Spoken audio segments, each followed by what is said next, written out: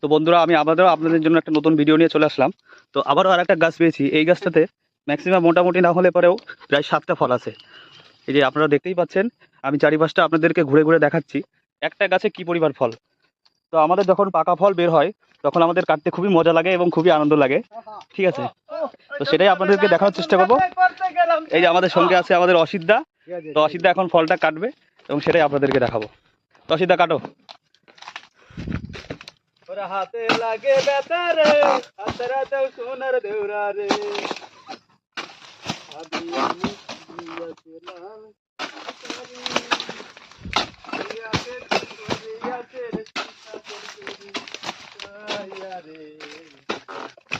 আরে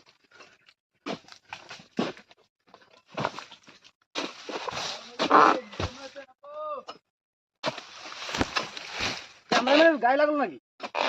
ও একটু লাগবে ক্যামেরাম্যানের গায়ে।